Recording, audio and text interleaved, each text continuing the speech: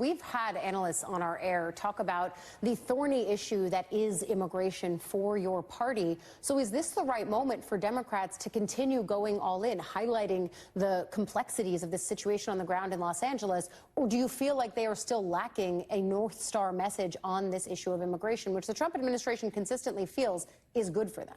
No, this is a golden ticket. The people are with us. 51% of moderates say that they are against Donald Trump's deportation plan, 82% of Democrats. So what does that mean? Democrats should lean into this. And by the way, let's remind voters of one thing. Donald Trump is the reason we are here. Last year, we had a bipartisan effort to fix the broken border, and Donald Trump killed that effort. For the first time in 40 years, we actually had an agreement, and Donald Trump killed it. We should remind voters of that and hang this around his neck. And yet we're still seeing this continued pushback from the administration saying that they're willing to escalate the tensions here. And so I wonder, as Congress is coming back into session today, what you think the right message is from these members. And is there any kind of a legislative fix in the work? It seems like the days of pushing towards bipartisan immigration reform are very much in the rearview mirror.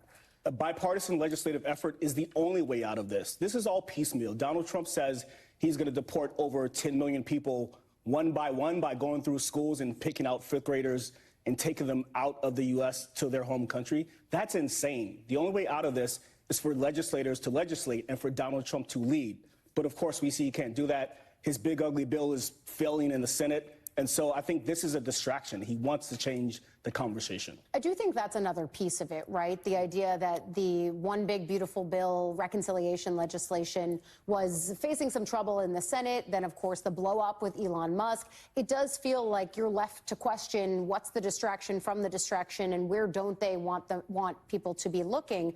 But if you're Governor Gavin Newsom in this, he's someone who has sparred with President Trump before. It's a well-known rivalry between the two of them. It doesn't help the state of affairs on the ground in California any.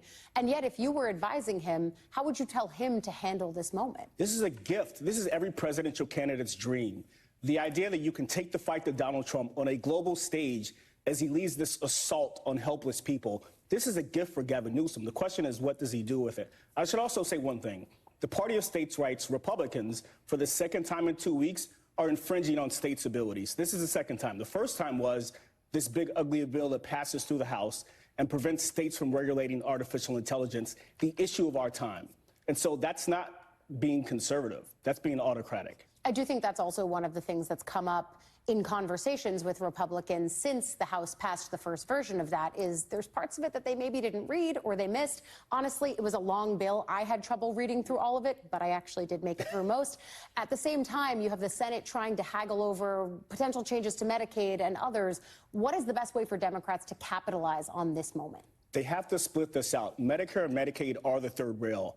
We should make Republicans pay for voting for that bill. There's no excuse for them not reading it. It's their job. It's the one job you have. That's like driving a taxi and then just not waking up in the morning to drive the car. You have one job, read the bill. And so Republicans have to pay for voting for this horrific bill. In every way, this bill makes our lives worse. And that's what Democrats have to make them pay for. And that's, of course, why Republicans voiced in my conversations with them having some anxiety about voting for this first version of the bill, because no matter what, it is a version that they voted for, regardless of what the final product actually is. Michael Hardaway, nice to see you in person. Thank you for coming on.